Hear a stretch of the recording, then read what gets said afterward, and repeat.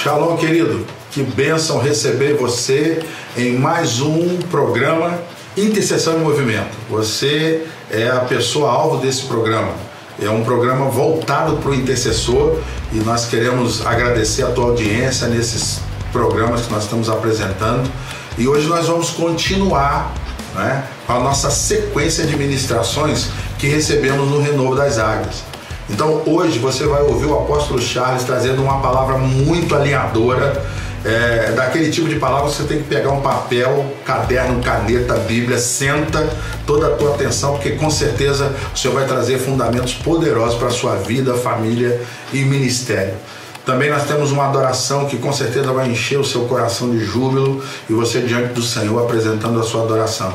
Então nós estamos aqui para realmente sermos um braço estendido, um apoio para o intercessor, e você como intercessor não pode ficar ausente desse programa. I Move Pray, Intercessão e Movimento. Então vamos seguir agora com uma adoração que vai com certeza lhe abençoar poderosamente. Shalom, shalom.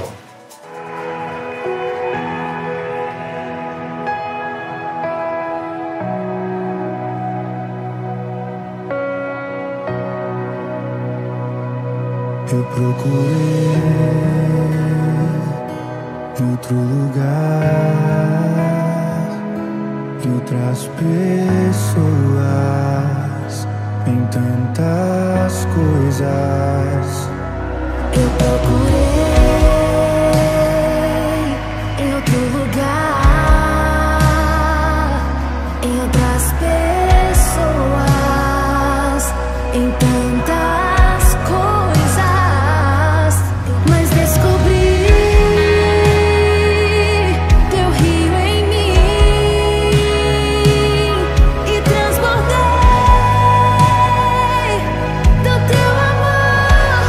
Sinto fluir teu rio de vida aqui.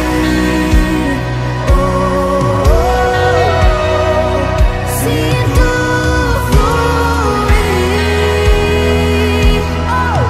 teu rio de vida aqui.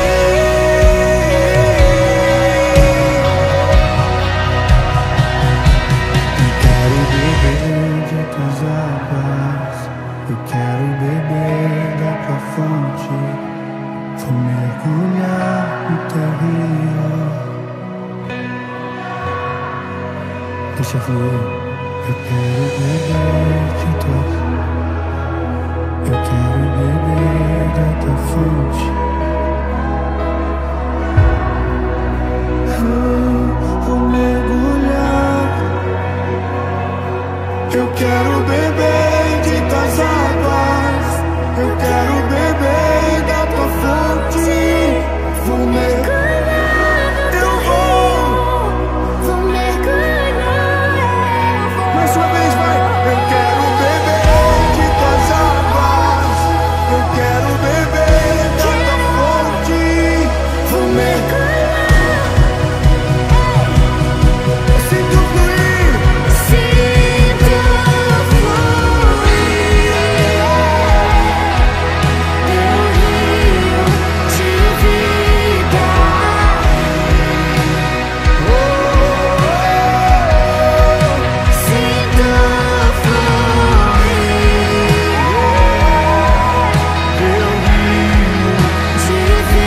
vida aqui.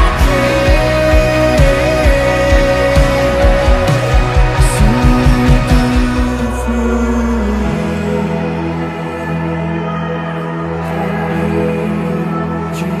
fluir de Shalom, pessoal. Estamos aqui em mais um tempo do Orando a Palavra. E nesse tempo agora do Orando a Palavra, eu antes de mais nada quero me apresentar para aqueles que não me conhecem. Meu nome é Laertes. Eu faço parte aqui da equipe da Missão Itaipava, junto com o apóstolo Anselmo, com a Josane e toda a equipe que alguns de vocês já têm conhecido. E nesse tempo do Orando a Palavra, eu queria compartilhar com você o Salmos de número 68. Tá ok? Não vai ser ele todo, vai ser apenas alguns textos. Eu queria compartilhar com você sobre essa palavra que é muito, na verdade, edificante. É uma palavra que fala muito comigo. Eu queria rapidamente compartilhar com você nesse tempo, ok? Vamos lá? Salmos 68, no verso 3 em diante, diz assim: Os justos, porém, se regozijam, exultam na presença de Deus e folgam de alegria.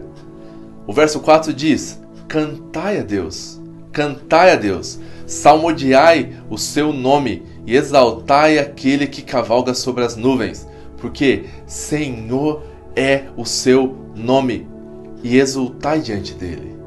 Mas o verso principal que eu quero reforçar aqui com vocês é o verso 5 e o verso 6, que diz assim: Pai dos órfãos e juiz das viúvas é Deus em sua santa morada.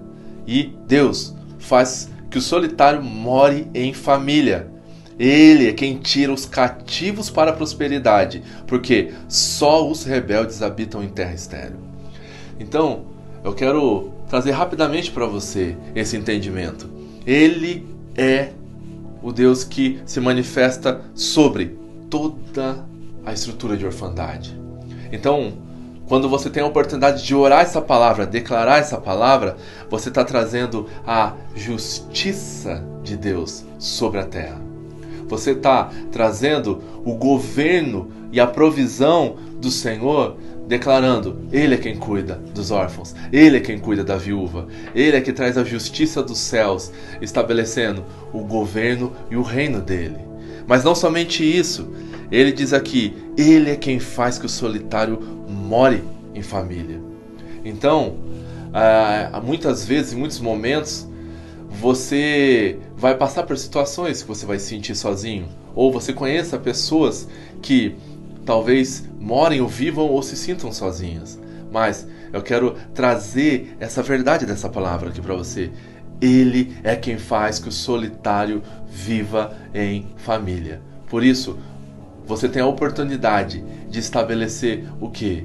Com uma oração, orando essa palavra, declarando sobre alguém que você conhece, declarando sobre alguém que não tem, não somente talvez uma família, viva sozinho, mas você pode estabelecer a justiça de Deus com esse texto. Você pode estabelecer o governo dele, a paternidade, como você pode estabelecer uma família. Porque no final aqui do verso 6 diz que Ele é quem tira os cativos para a prosperidade e somente os rebeldes é que habitam em terra estéril. Então, somente a rebeldia, ela é gerada numa pessoa. Quando ela é gerada em uma pessoa, ela vai trazer o quê? Esterilidade na terra.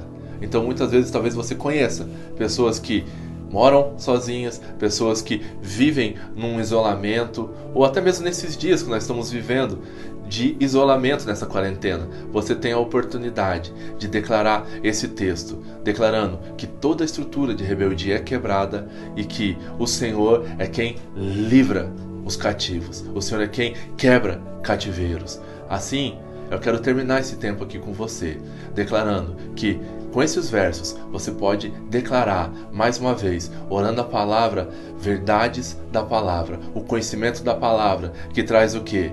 Um renovo e um liberar da paternidade do Senhor e da justiça do Senhor sobre pessoas, famílias e regiões. Deus abençoe. Eu encerro aqui esse tempo aqui com você e agradeço por mais esse tempo aqui junto com vocês. Deus abençoe. Amém. Pessoal, bom dia. Uma alegria estarmos juntos nessa manhã para nos assentarmos aos pés do Senhor Jesus. Nós queremos compartilhar com os amados João capítulo 5. João capítulo 5. Tudo bem aí o áudio, né, Anselmo? João 5, verso 19. João 5, verso 19. Então lhes falou Jesus: em verdade vos digo que o Filho nada pode fazer de si mesmo, senão somente aquilo que vi fazer o Pai. porque tudo o que este fizer, o Filho semelhantemente o faz. Eu vou repetir, João 5,19. Só me dá um sinalzinho aí, Anselmo, se tá tudo tranquilo, o áudio, tudo beleza. Tá tudo jóia, tá tudo perfeito. Áudio, vídeo, tá jóia. Maravilha. Então, João 5,19. Então lhes falou Jesus, em verdade vos digo, que o Filho nada pode fazer de si mesmo, senão somente aquilo que vi fazer o Pai.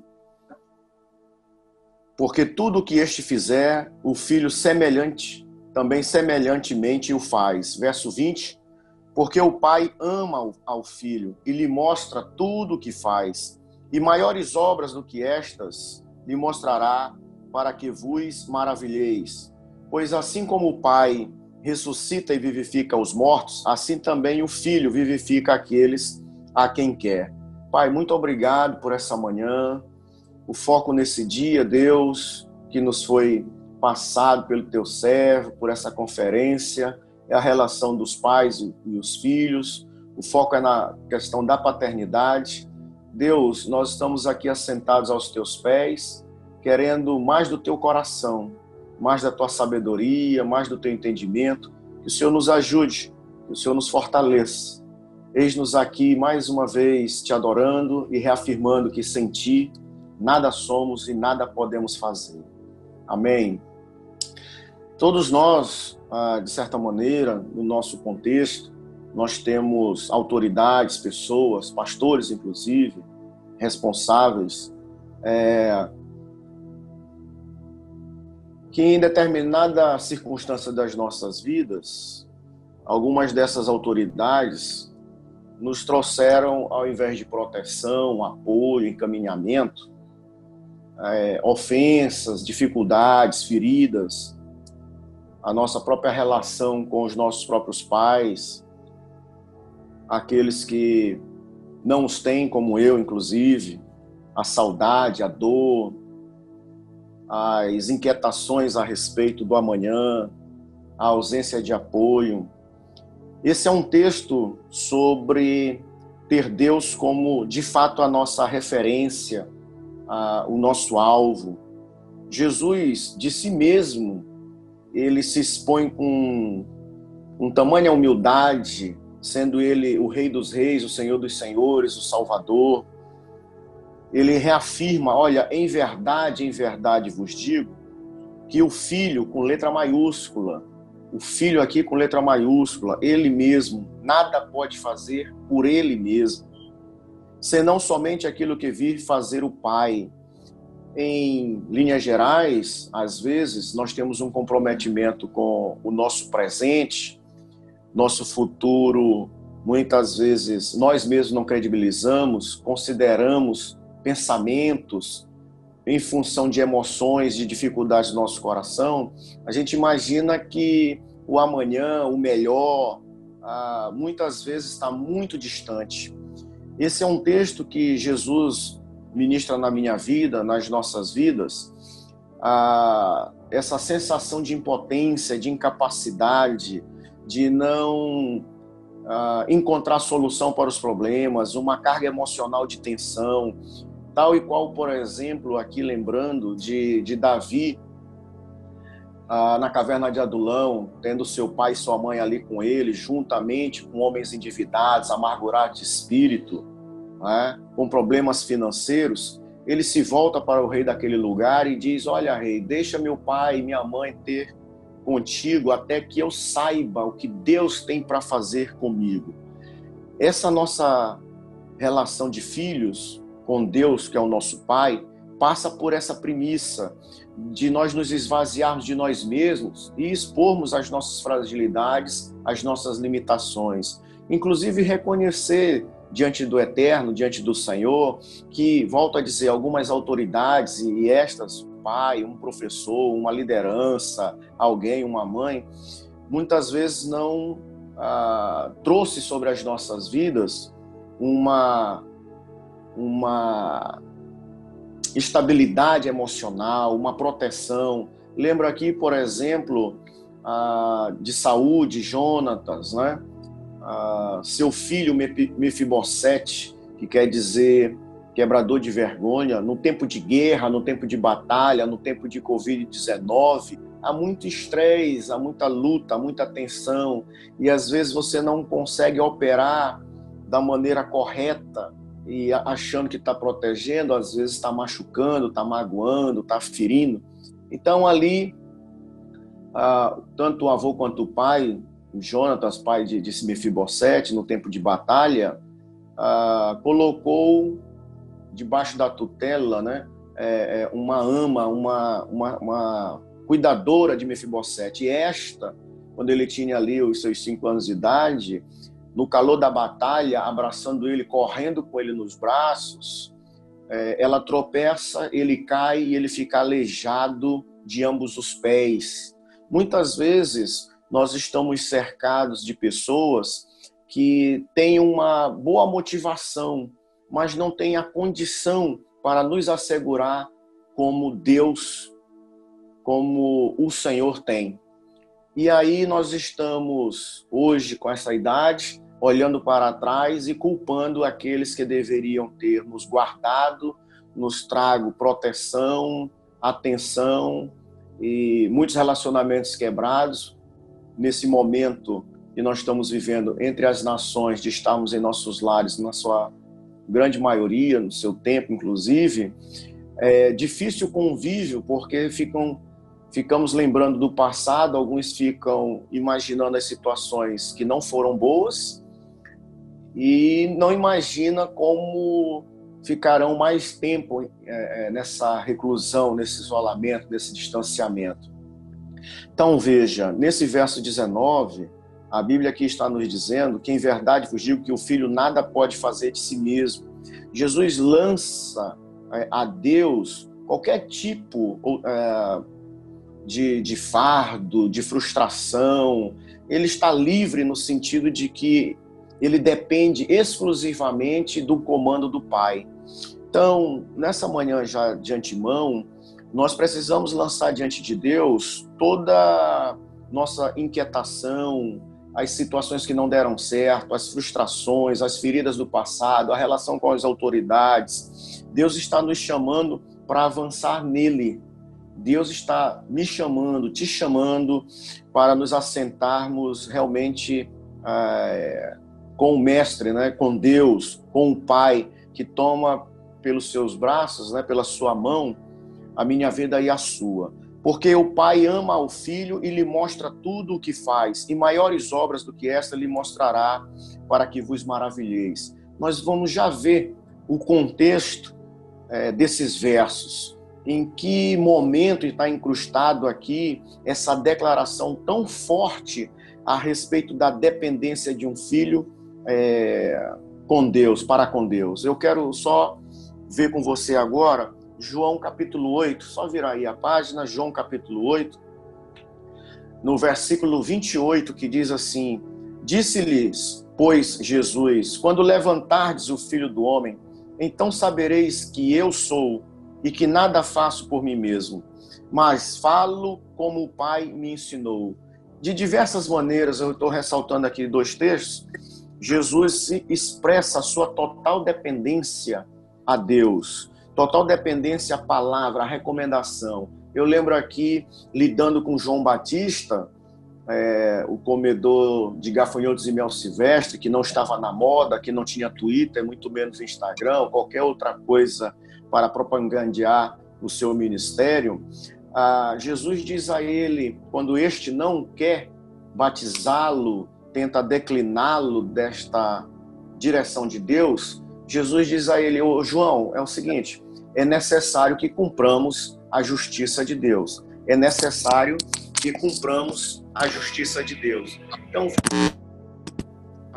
esse texto ele reafirma: eu sou e nada faço por mim mesmo. O eu sou, você se lembra de Deus se apresentando a Moisés? O eu sou.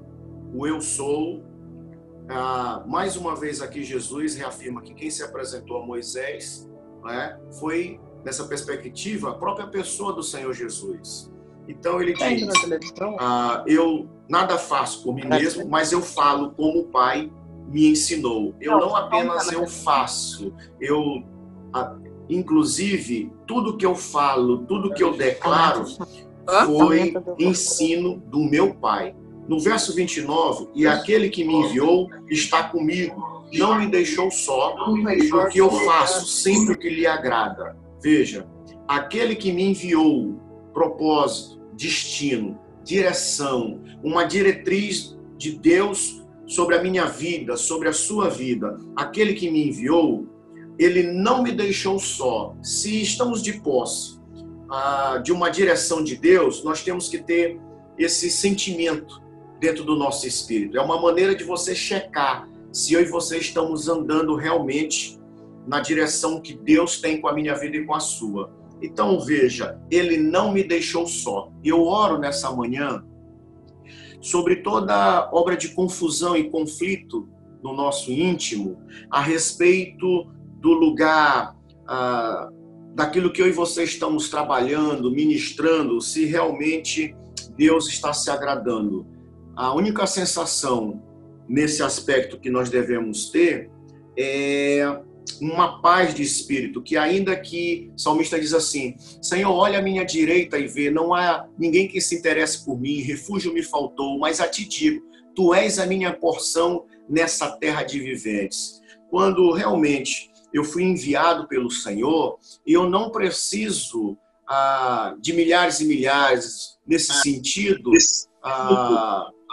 de pessoas para confirmarem essa sensação de solidão, tá entendendo? Esse aspecto do medo de ficar sozinho.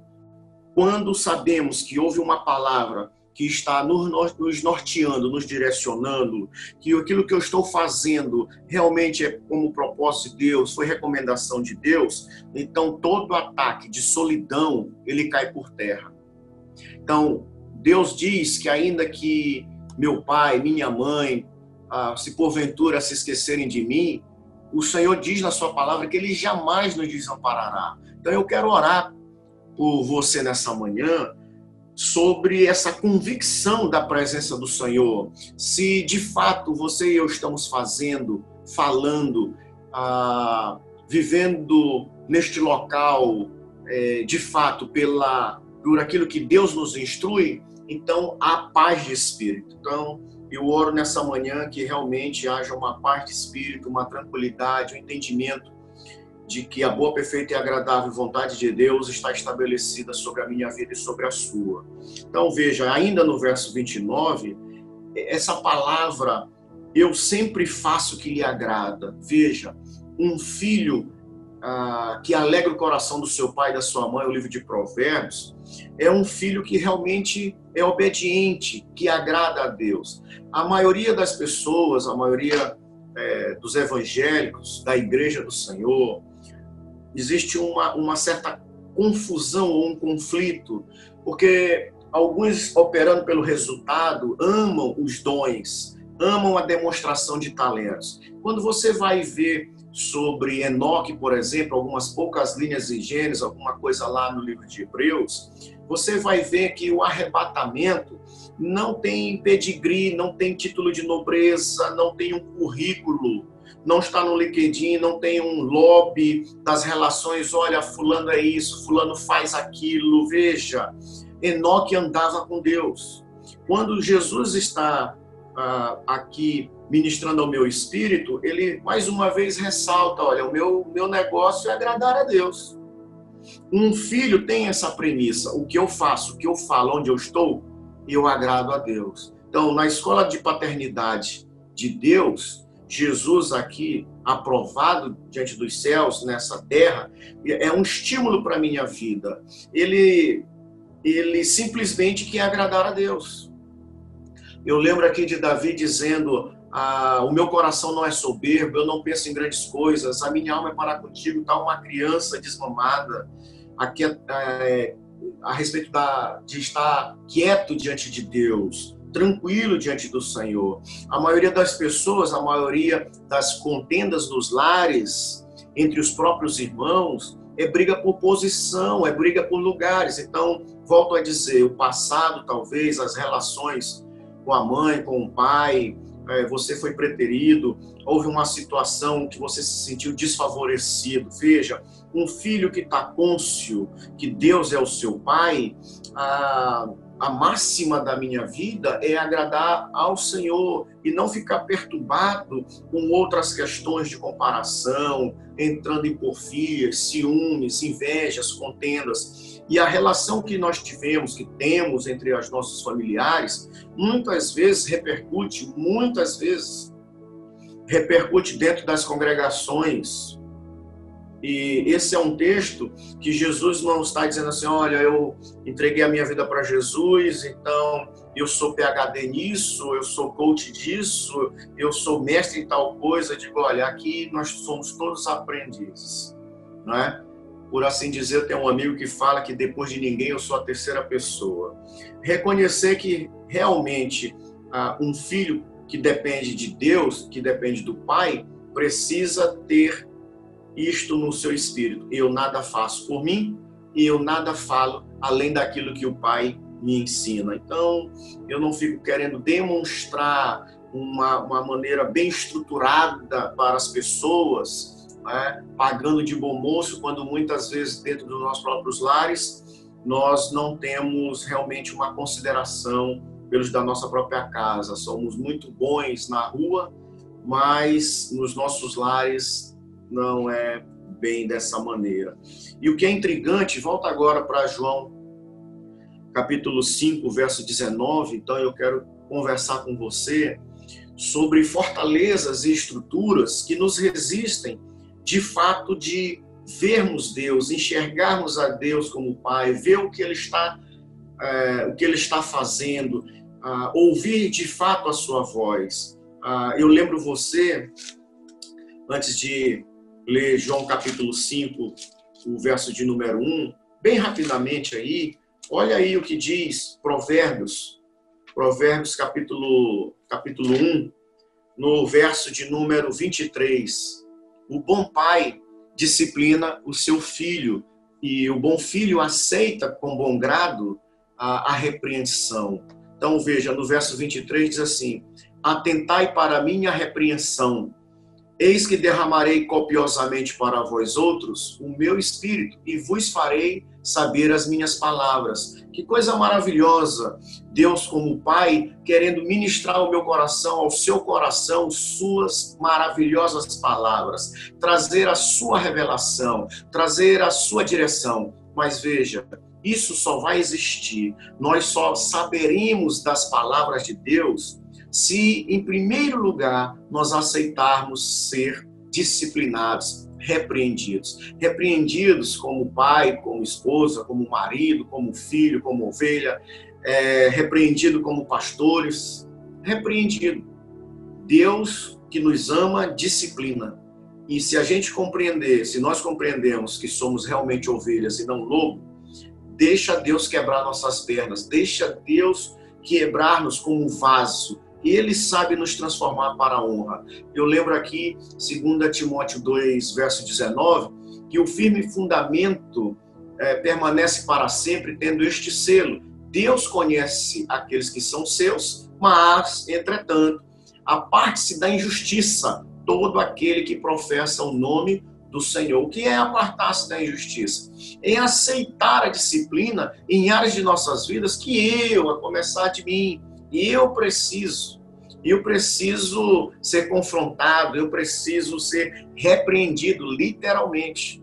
E a igreja do Senhor, muitas vezes, não admite, por exemplo, prestação de contas. A Bíblia fala que aqueles que não creem no Senhor Jesus, lembra de João 3,16, porque Deus amou o mundo de tal maneira? Ele vai dizer nos versos seguintes, que aquele que crê não será condenado, mas o que não crê já está julgado. E o julgamento é este, que os homens, eles não vieram para a luz, eles amaram mais as trevas, eles amaram os seus feitos de iniquidade.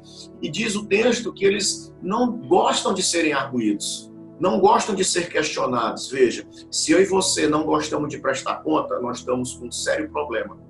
Então, nós não somos ovelha do arraial do Senhor Jesus. Sabe aquela historinha que às vezes as pessoas contam de uma forma equivocada? Jesus é o bom pastor, ele deixa as 99, vai buscar aquela que se perdeu. Aquela que se perdeu entrou numa rota equivocada, num caminho errado, mas está com desejo de retornar. Como é que o pastor pega aquela ovelha? Ele quebra as pernas dela, ele coloca aquela ovelha nos seus ombros. Mas como é que você pega um lobo? Como é que você sabe que você está lidando com uma ovelha ou com um lobo? É que a ovelha aceita a vara e o cajado, a ovelha aceita ser quebrada no melhor aspecto desta palavra, de ser exortada, de ser corrigida, de ser repreendida. Nós estamos com um sério problema como igreja, porque nós não gostamos da prestação de contas. Você trabalha com alguns maridos, com algumas esposas, inclusive, eles ficam falando, não, eu tenho que ter minha privacidade, eu tenho que ter o meu celular, a minha conta ninguém sabe, os meus registros ninguém vê, então eu tenho que ter minha privacidade, o filho grita de lá, não, eu tenho que ter minha privacidade, você não pode mexer nas minhas coisas, você não pode ver nada. Veja, quanto mais transparentes somos para com Deus, mais íntimo também. Isto quer dizer que, de igual sorte, nos nossos relacionamentos, o que fazemos, o que dizemos, o que declaramos, e nós não colocamos a mesa da transparência, nós estamos contra os nossos próprios relacionamentos.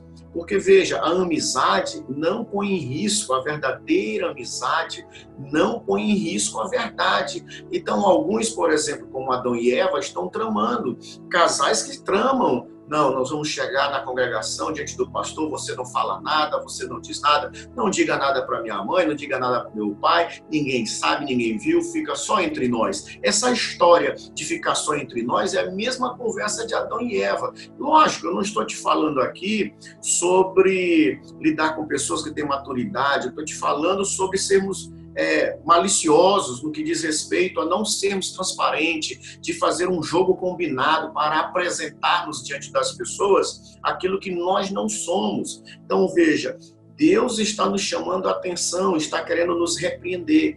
E eu creio que você tem orado por avivamento, por um grande mover de pais e filhos, lembrando aqui a palavra profética da reconciliação dos pais e filhos, dos filhos aos pais, de um grande derramado espírito, mas veja, não haverá copioso derramado espírito na vida das pessoas que não querem ser repreendidas. A palavra do Senhor diz no livro de Provérbios que o homem, por muitas vezes advertido ele virá a cura, mas sobre ele não brotará. Sobre ele não brotará. Eu lembro aqui um livro antigo do Otmani, ele dizendo logo no seu início, olha, será que uma pessoa que todo o tempo é advertida, chamada a atenção, será que essa pessoa realmente tem o Espírito Santo? Então ele vai lembrar o texto que diz que nós somos templo do Espírito, e o Espírito, qual é a função do Espírito Santo? É ser bola de cristal? A primeira função do Espírito Santo é nos convencer dos nossos próprios pecados, da justiça e do juízo. Ora, se um homem que diz que tem o Espírito Santo, ele mesmo não é convencido da sua malignidade, como é que nós podemos dizer que ele é salvo? Como é que nós podemos dizer que realmente ele tem o Espírito de Deus? Então, veja, verdadeiramente, nós temos o Espírito Santo porque nós somos repreendidos todos os dias. Todos os dias Deus está nos chamando a atenção, porque o que Ele de fato quer é derramar do seu Espírito sobre a minha vida e sobre a sua, para nos fazer conhecedores da sua boa, perfeita e agradável vontade do Pai. Então, muitas vezes nós não somos assertivos, nós de fato não estamos avançando diante de Deus, nas nossas tarefas e nas nossas atividades, porque quando Deus nos chama para sermos repreendidos, disciplinados, nós não queremos. Quando a esposa, então, quer trazer um bom conselho, muitos homens se arvoram, batem na mesa e dizem, eu não sou Acabe. A diferença de Acabe para Nabal, eu não sei qual é melhor. Nabal era um homem sensato, tinha uma mulher formidável como Abigail, mas era um cara maligno, bruto no seu entendimento. Eu nasci assim, eu vou morrer assim, lembra disso?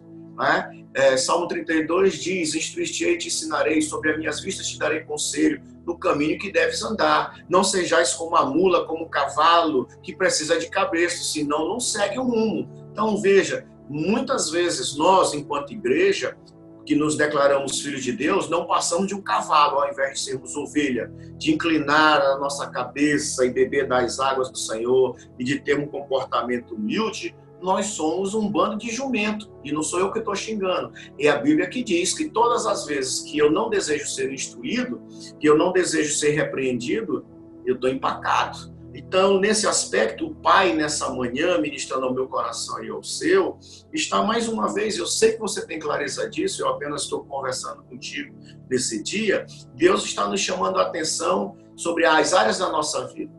Nós precisamos atentar para a repreensão de Deus. Então, eu comecei lendo com você o livro de João, capítulo 5, versículo 19, eu vou apenas repetir, talvez alguém tenha entrado aí agora. Então lhes falou Jesus: em verdade vos digo que o Filho nada pode fazer de si mesmo, senão somente aquilo que vir fazer o Pai. Porque tudo que este fizer, o Filho também semelhantemente o faz. Porque o Pai ama ao Filho e lhe mostra tudo o que faz, e maiores obras do que estas lhe mostrará, para que vos maravilheis. Do que Jesus está falando? Qual é o contexto para uma declaração tão forte como esta? Veja, vamos ler então o versículo de número 1. Passadas estas coisas, havia uma festa dos judeus, e Jesus subiu para Jerusalém.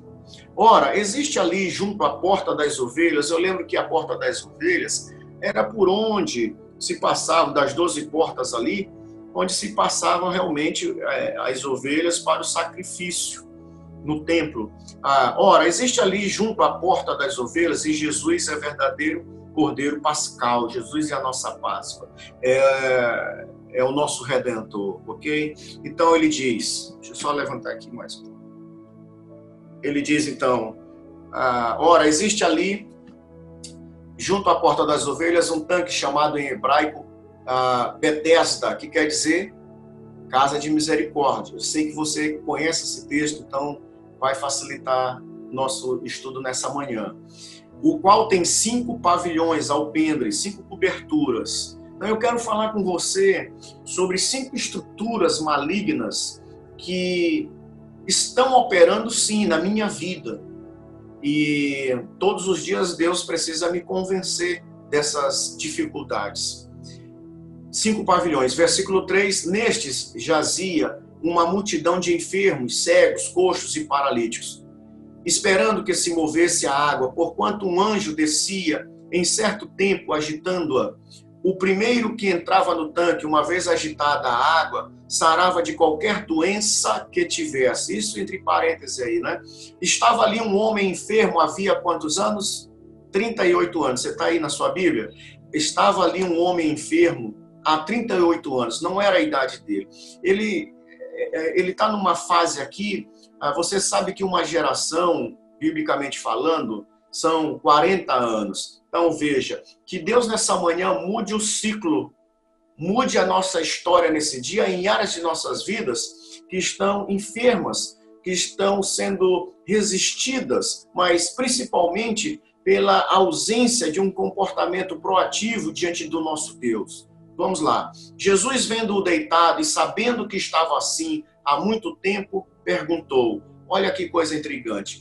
Jesus, vendo-o deitado e sabendo que estava assim há muito tempo, você presta atenção nisso. Deus sabe como eu e você estamos.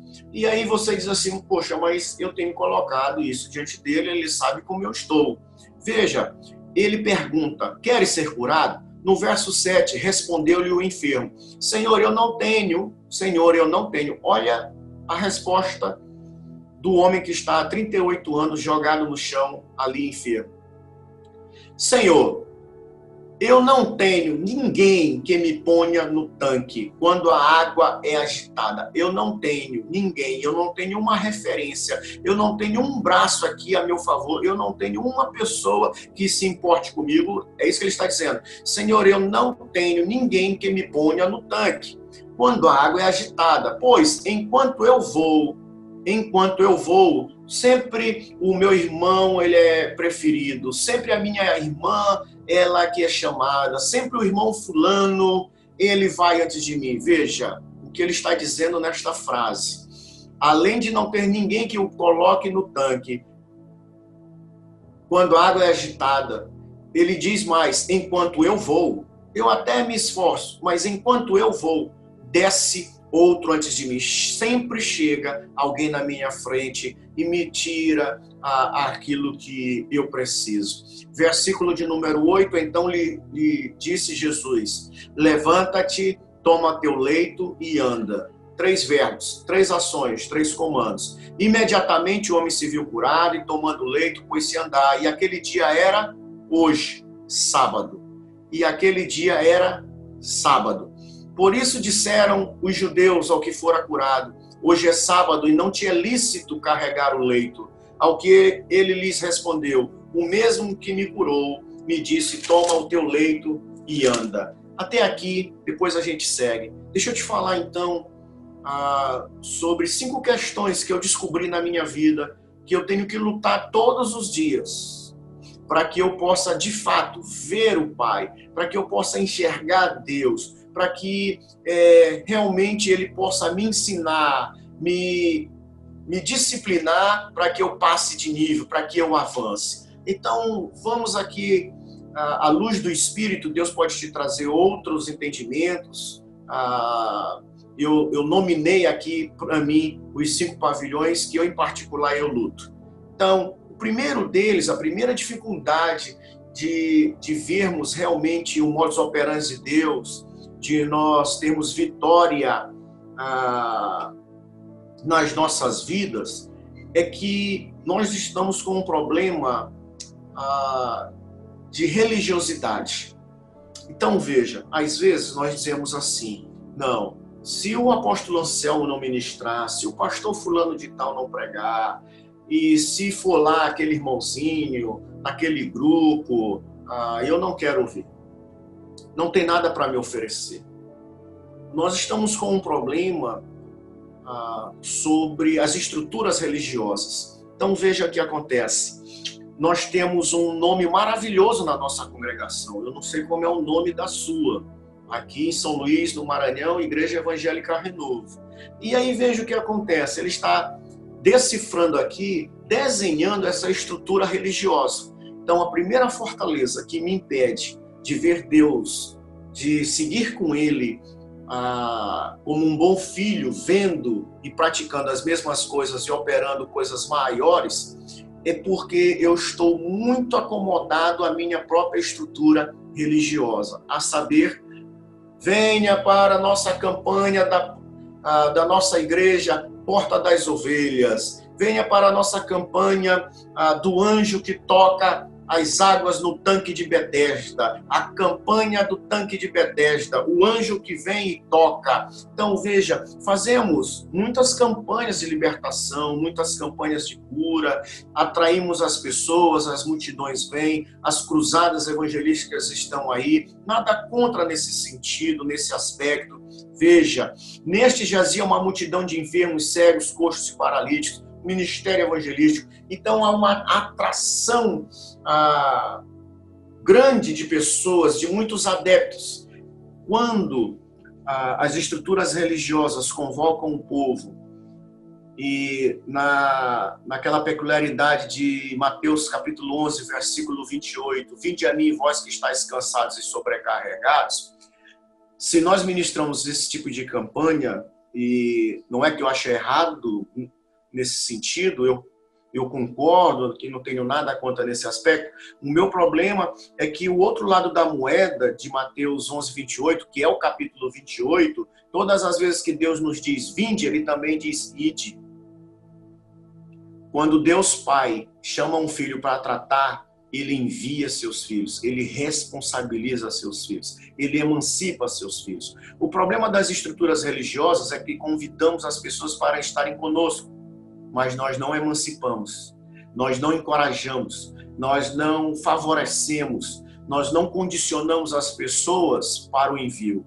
Este é o problema, essa é a diferença. As estruturas religiosas, nós aqui os pastores, muitas vezes eu lidando com autoridades, com congregações, com conselho, ministrando aos pastores, o que a gente percebe? Muitos desses estão fragilizados na sua alma quando eles estão perdendo ovelhas, quando eles estão perdendo lideranças. E eles nunca imaginam que, na verdade, nós não perdemos, nós enviamos, nós multiplicamos. Nós precisamos realmente entender como Jesus. Ide por todo mundo, pregai, fazei discípulos. Esse é o problema das estruturas religiosas. Eu estou falando não de outros, de católicos, de outras correntes. Eu estou falando de nós, dos evangélicos.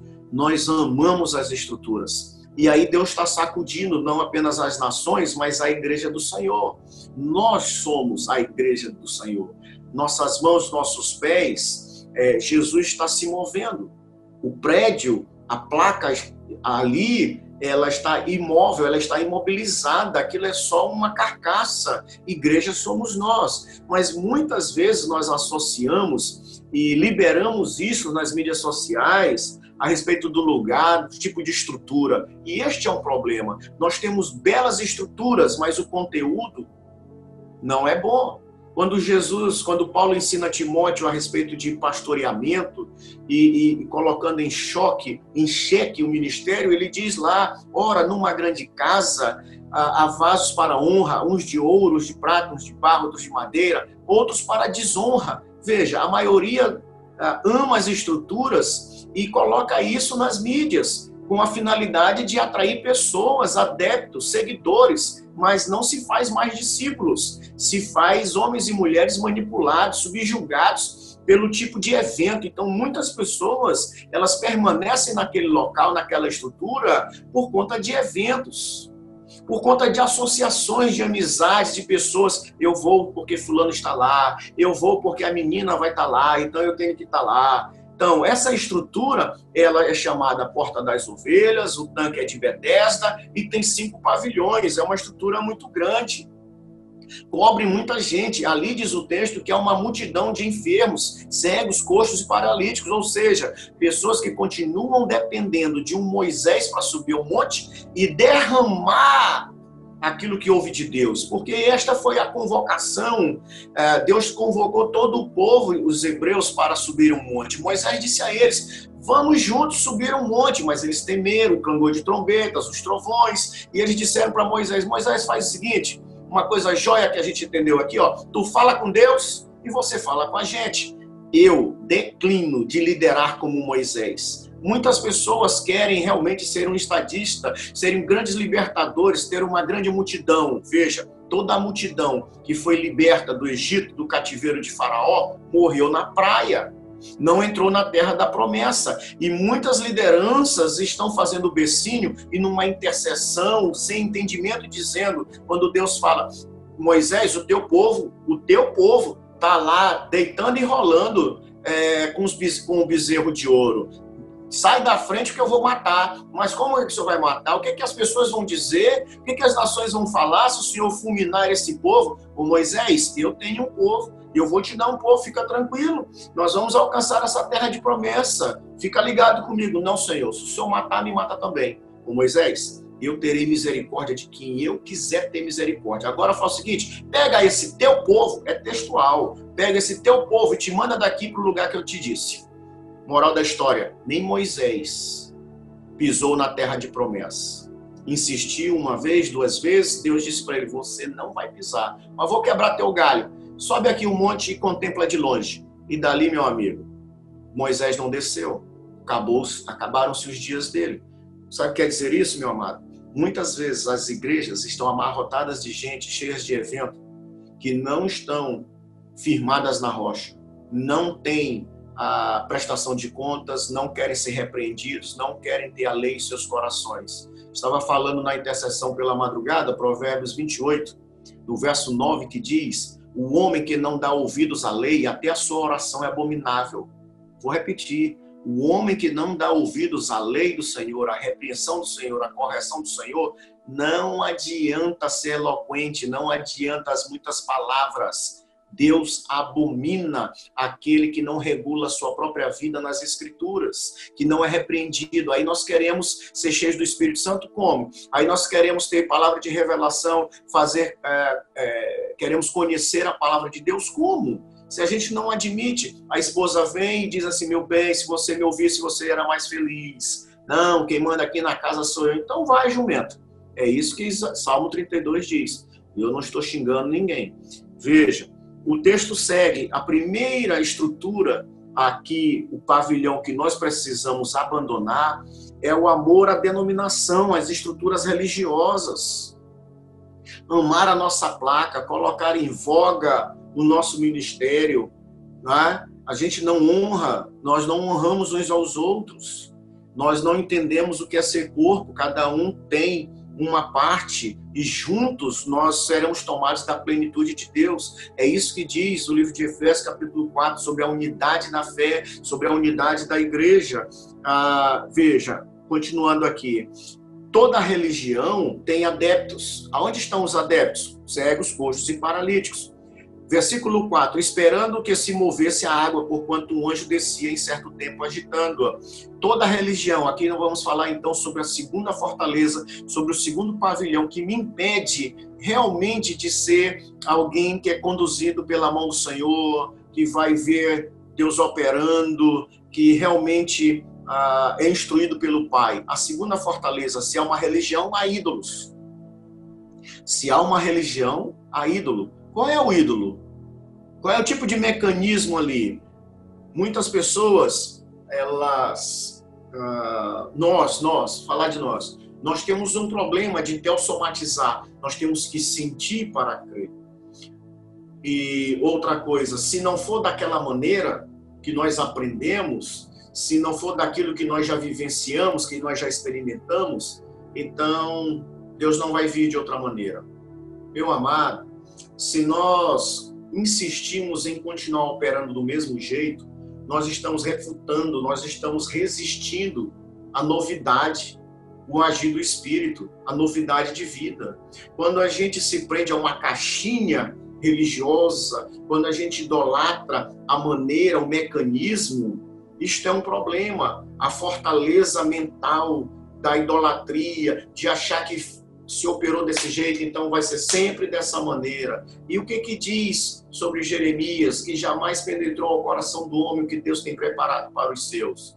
Nós não podemos inventar uma fórmula, nós não podemos decidir no braço. Esses são dias que literalmente Deus nos colocou numa caverna de Adulão. A economia tem sido resistida. Há muitos amargurados de espírito, ansiosos, inquietos, amedrontados nesse sentido. Nós estamos numa caverna nesse aspecto.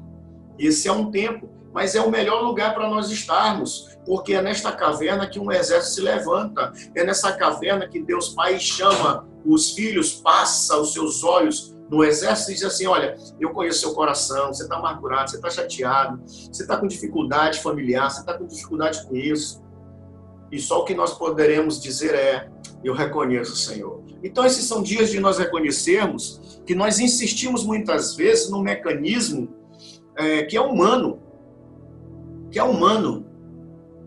quando achamos que é só daquela maneira que Deus opera. Então, qual é a campanha aqui em questão? Venha ser tocado pelo anjo do Senhor no tanque de Betesda. Quero dizer para você, e podemos estudar isso com mais profundidade, mas isso aqui está entre colchetes, aqui entre parênteses, veja bem uma coisa. Essa estrutura religiosa nos prende a uma superstição. Isso aqui é uma realidade ali de crendice popular. Isso não se encontra...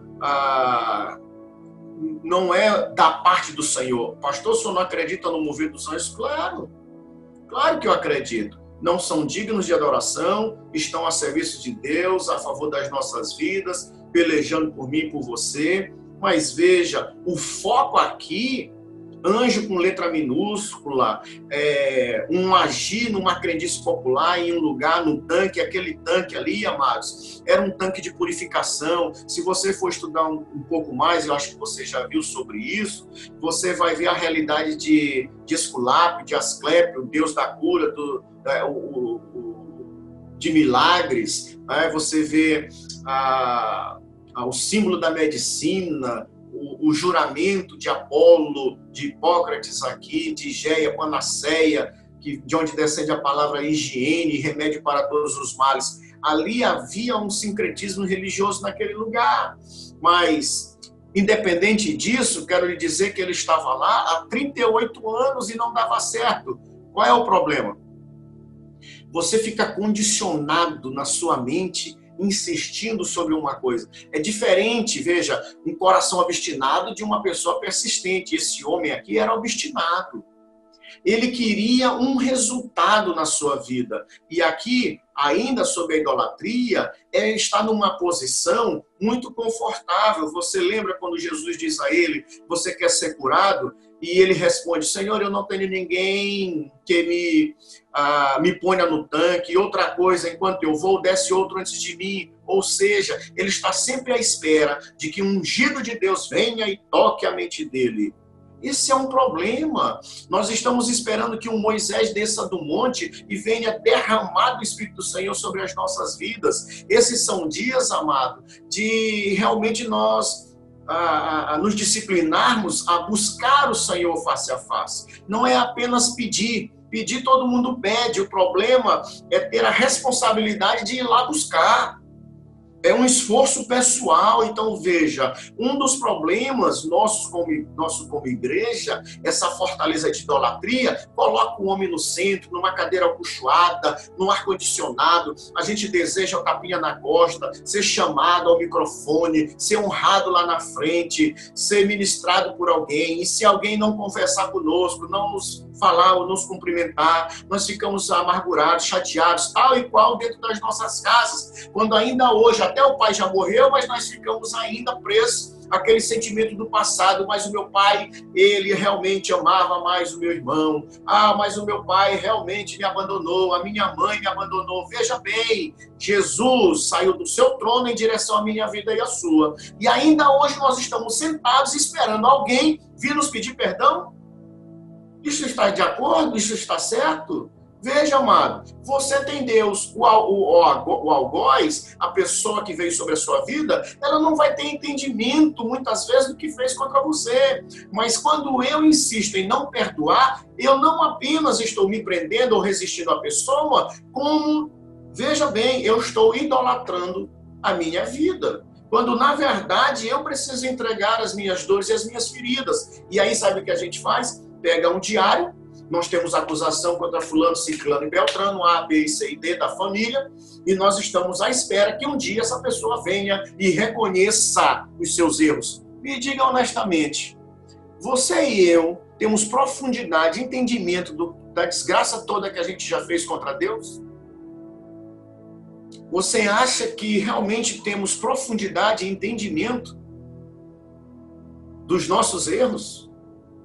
A Bíblia diz que ele nos amou primeiro. Há uma canção antiga, Eu Navegarei no Oceano do Espírito, diz o texto, que me compreendeu sem nenhuma explicação. Sabe o que a gente está querendo para lidar com pessoas? Nós queremos notas explicativas. Venha, justiça própria. Reconheça você o que você fez comigo. E nós, quando vamos reconhecer as nossas dificuldades de compaixão, de perdão? Hoje todo mundo pensa, por exemplo, em fazer ações sociais, em tocar as nações, mas as casas, a própria parentela, não tem trato. As pessoas não lidam com seus familiares, estão em crise, os evangélicos estão em crise, casamentos estão em crise. A Bíblia diz em 1 Timóteo capítulo 5, versículo 4, sobre as viúvas, que os filhos, os netos, têm que lidar com seus progenitores, têm que lidar com seus pais, têm que honrar, têm que cuidar. O verso 8, inclusive, nos declara que a pessoa que diz que tem fé, que é de Deus, e não honra os da sua própria casa e da sua família, é pior do que o incrédulo. Então, muitos crentes estão nessa estrutura de religiosidade, de idolatria, sempre querendo mais, quando Deus está perguntando, sim, quando é que você vai se mover e sair dessa cadeira, desse teu trono de idolatria, desse teu trono de justiça própria? Não, mas ele me feriu, ele me fez isso contra mim. Presta atenção numa coisa. O amor de Deus está sendo ministrado na minha vida ou não? Na sua vida ou não? A oração do Pai Nosso, a oração sacerdotal, que para mim é a oração do missionário, veja, Jesus ensinando os discípulos, vocês vão ter muitos problemas nessa terra, com muitas pessoas. E aí Jesus ensina, quase na parte final, ele diz assim, e perdoa as nossas dívidas, as nossas ofensas, perdoa os nossos pecados, assim como a maneira como eu perdoo, eu sou perdoado, amigo. Veja, nós cerramos os céus sobre as nossas cabeças quando insistimos em não perdoar. Quando eu não perdoo, eu estou idolatrando as minhas próprias feridas. Quando eu não perdoo, eu estou idolatrando a mim mesmo, a minha razão, a minha justiça própria. E Jesus negou-se a si mesmo, esvaziou-se de si mesmo e veio do seu trono em minha direção. Que você possa sair em direção de outros, ao invés de ficar esperando ser tocado, faça aquilo que você gostaria que fizessem contigo. É isso que Jesus ensina. Se você deseja que algo aconteça contigo, vai lá e faça primeiro. Não, meu pai nunca veio me abraçar, vai lá e abraça. Ah, mas ninguém veio falar comigo, vai lá e fala. Você está me ouvindo? Aquele que semeia, colhe. Se você decide ficar passivo e indiferente, você já fez uma decisão e você vai colher a indiferença. Versículo de número 5 do João capítulo 5 que nós estamos lendo, diz assim, estava ali um homem há 38 anos e Jesus, vendo-o deitado, sabia que estava assim há muito tempo. Não é intrigante isso? Jesus sabe como eu e você estamos, como eu e você dormimos. Aí você diz, mas por que ele não fez nada? Por que ele não vem e não nos toca? Aqui, vamos falar sobre a terceira fortaleza, sobre o terceiro pavilhão, o pavilhão do orgulho. Veja, a resposta à pergunta de Jesus, queres ser curado? Uma pergunta muito objetiva, extremamente objetiva. Você aqui nessa manhã, no dia de sábado, você quer ser curado? Olha o discurso, olha a retórica do sujeito aqui, olha a defesa da sua alma. Ele responde, Senhor, Senhor, você está de brincadeira comigo, Senhor? Eu não tenho ninguém que me ponha no tanque. Senhor, por favor, tu não estás vendo o meu estado? Eu fui prejudicado na minha infância. Alguém que deveria cuidar de mim, que me segurou errado, me feriu na caminhada. Senhor, eu não tenho ninguém que me coloque agora nesse tanque.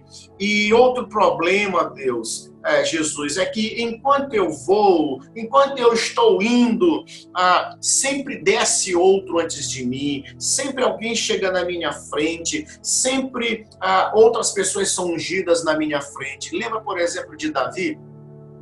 Como Davi foi ungido,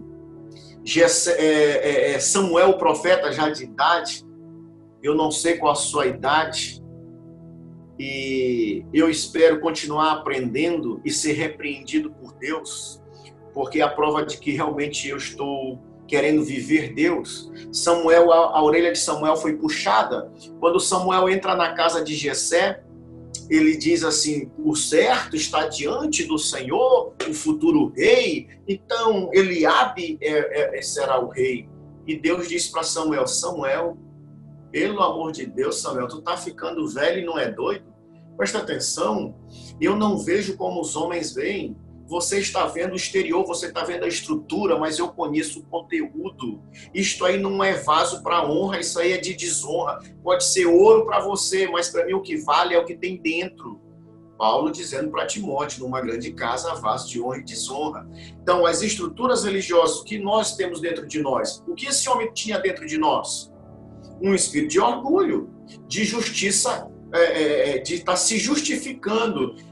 Muitas vezes a minha esposa, ela dizia para mim, amor, todas as vezes que a gente conversa, que a gente tem os nossos acertos, todas as vezes tu quer virar a mesa, então todas as vezes tu tá certo. Por quê? Por causa do meu extremo orgulho. Então eu sempre queria que realmente aquilo que eu estava entendendo fosse reconhecido como certo. Então, nós temos muitos problemas. Deus chega perto de nós e diz assim, você quer sair dessa? Você quer ser curado? Claro, Senhor. Eu quero que o Senhor coloque a mão sobre mim e resolva a parada. Eu estou à espera de um giro nessa manhã. Eu quero que alguém me toque. Eu digo, meu lindo, então fala aí. Você quer ser curado? Eu digo, Senhor, por favor, né? Eu estou comprometido mesmo. Eu estou querendo isso. Olha, eu estou aqui há 38 anos. Religioso e idólatra. Eu estou aqui há 38 anos. E o problema é que eu não tenho ninguém por mim. Cadê os meus familiares? Eles não estão mais aqui. Quem vai ser por mim? E agora? Quem poderá me socorrer? Quem vai me ajudar? Sempre que eu estou indo, alguém vem e chega na minha frente. O orgulhoso nunca vai reconhecer os seus erros. Sempre vai ter dificuldade de ser claro, objetivo. Você errou? Errei. Você fez o que não deveria? É verdade. Eu pequei. O orgulhoso, amado, sempre lança sobre outrem as suas cargas de culpa. Nunca se responsabiliza, nunca se percebe diante das dificuldades, nunca se percebe diante das situações, nunca se vê errado. E isto é um problema. Isso é uma dificuldade na relação. Então o pai está ensinando, o pai está repreendendo, e o filho diz, eu já sei, eu não preciso aprender. Quantas vezes você que é pai, você quer instruir o seu filho e ele faz cara de sabidão? E o que acontece? Às vezes você deixa a situação ali ser encaminhada, a pessoa vai lá, erra, quebra a cara para poder reconhecer. Não deveria ser assim. Nós não deveríamos ter esse ditado, não, pai, você errou, agora para eu aprender eu tenho que errar. Negativo, eu não preciso errar para aprender agora. Se eu errei, eu vou aprender. Eu não preciso errar para aprender. Mas se eu errei, eu vou aprender com o meu erro, inclusive. Mas um filho, ele aprende vendo, ele encurta caminho se sujeitando, absorvendo o conhecimento. Meu pai sempre falava comigo, olha, o inteligente, ele aprende lendo os livros, ele aprende se aprofundando, mas o sábio, ele aprende vendo, ele aprende com as faltas, inclusive, dos outros, ele aprende enxergando nas outras pessoas aquilo que ele precisa, ele para ouvir, ele para escutar, é um aprendizado experimental, de você realmente ser tocado pela maturidade do outro, pelas experiências do outro. E esse homem aqui, ele está se justificando. Esse é o terceiro pavilhão. Quarto pavilhão. Quarta estrutura que me resiste de realmente avançar com o Senhor. É o problema da rejeição, isso está muito claro. Esse sentimento de inferioridade, de achar que sempre o outro é melhor, de achar que a gente nunca está bom no sentido de nos diminuirmos diante das circunstâncias. Então, quando aquele homem diz, eu não tenho ninguém que me leve, ninguém que me ajude, ele está se vitimando diante da situação. Ele está com um problema de autocomiseração. Não se engane, veja, quando nós operamos dessa maneira, nós estamos manipulando a atenção. As pessoas que todo o tempo requerem, sempre estão ali para uma conversa depois do culto com o pastor, sempre as mesmas pessoas querendo uma oração, querendo algo, mas nunca aprendem a avançar no Senhor, nunca aprendem, nunca amadurecem, sempre são meninos na fé, meninos na fé. Então, esse quarto aspecto desse pavilhão, sobre esse espírito de rejeição, é real. Nós lidamos com isso. Nós lidamos com isso de diversas maneiras. Então, esses são inimigos da minha alma. Eu não sei quais as circunstâncias que você está encontrando aqui à luz da palavra, né? Você com certeza pode nominar outras questões, mas eu trouxe isso sobre a minha vida, sobre a religiosidade, sobre a idolatria, sobre o orgulho, a rejeição. Eu vou ter que lidar com isso todo o tempo, todo o tempo. Eu estou te lembrando aqui de Davi, lidando com Deus lidando com Samuel, para ungir então o futuro rei de Israel, e aí passa diante dele Eliabe, Abinadab, Samar, e Samuel, então, depois de 3 pessoas, ele se assenta, e aí ele questiona o pai de Davi, né, Jessé, acabaram os teus filhos? Rapaz, tem um, mas ele é tão novo. E ele está lá, cuidando das minhas ovelhas. Eu digo, olha, nós não vamos sentarmos à mesa até que ele entre aqui, venha e tal. Aí mandou chamar, lá vem Davi, e Samuel já tinha aprendido a lição em não se levantar, em não falar o que Deus nunca disse.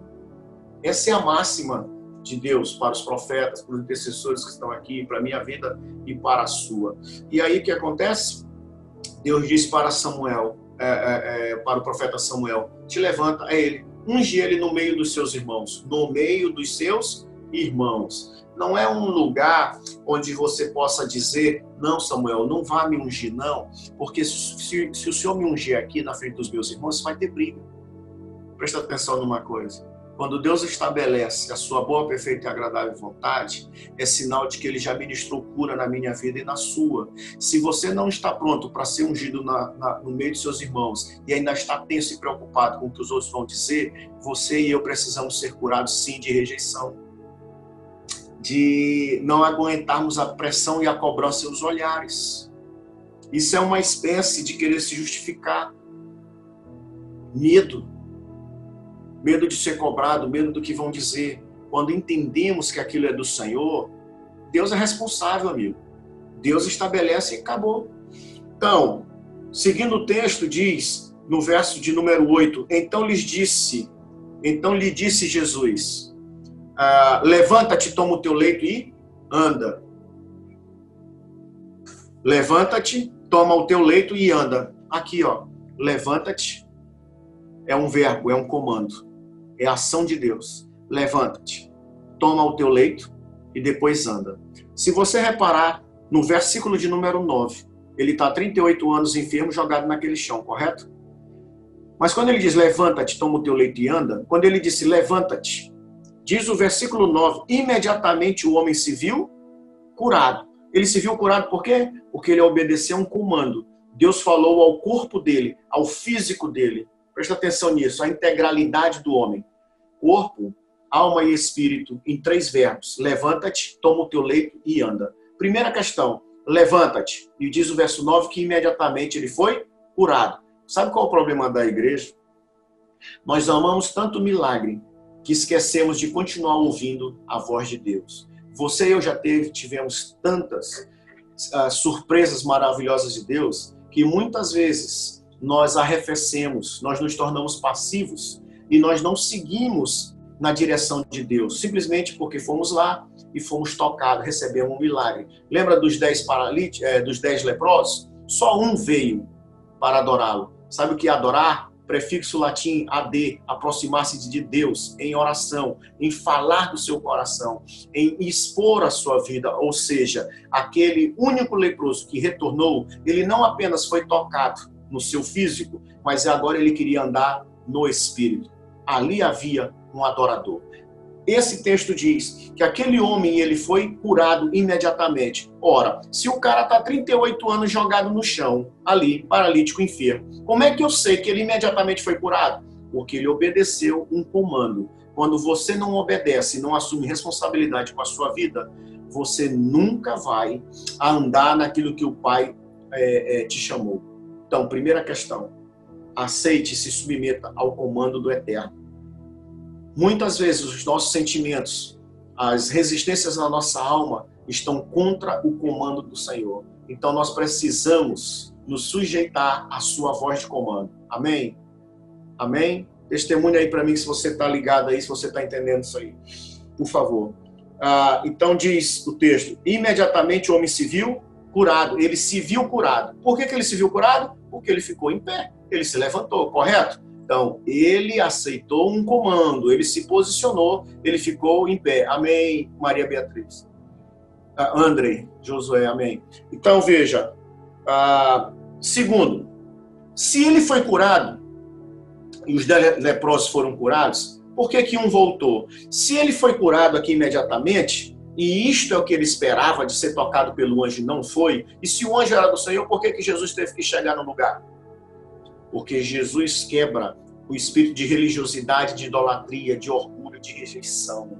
Porque Jesus é alguém que sim opera no corpo, na coletividade, mas na nossa individualidade ele nos assiste. Todo homem precisa comparecer diante do Senhor. Você precisa comparecer diante do Senhor. Eu preciso comparecer diante do Senhor. Eu preciso ser repreendido por Ele. Lembra Provérbios 1:23? Para que o Espírito seja derramado sobre mim e Ele me faça compreender as suas palavras. Eu não posso viver na unção e no ministério do carrapato, que tem que ter um hospedeiro, que tem que ter um cachorro. Se o cachorro morre, o carrapato morre. Muitos homens que são chamados de Deus, que estão nas igrejas evangélicas, quando o pastor morre, quando alguém tem algum problema, a fé dessa pessoa também sucumbe. E não pode ser assim. Nós todos somos sacerdotes. Então, terceiro aspecto. Segundo aspecto, por que Jesus diz a ele, toma o teu leito? Sabe por quê? Veja bem, aonde estava o leito? Aonde ele estava jogado há 38 anos? Então imagine que o leito, tá aqui o leito, aqui no chão. E aí você tinha o leito, a pessoa está lá jogada no chão, 38 anos. 38 anos jogada no chão. A Bíblia diz que então aquele homem, ele pega e ele se levanta. Mas ele tem que olhar para o seu leito. Ele diz, toma o teu leito. Aí você diz assim, toma o teu leito. Você diz assim, o que significa isso? Veja, ele está aqui em pé, ele tem que se inclinar para pegar o leito dele. Ele tem que olhar o seu passado de frente.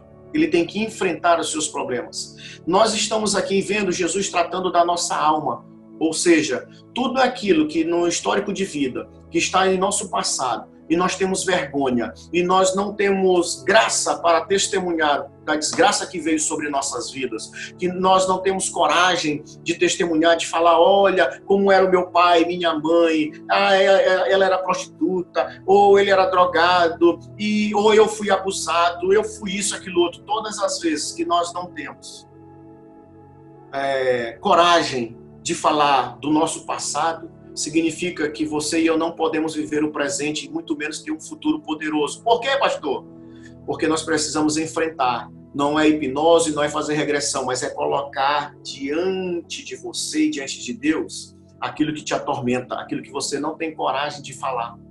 Aquilo que aconteceu com aquele homem, com aquela mulher, com aquela circunstância. Todas as vezes que nós temos um segredo, ali é um cadeado, ali é uma cadeia, muitas vezes do inimigo. Você está me ouvindo? Nós, amados, presta atenção numa coisa.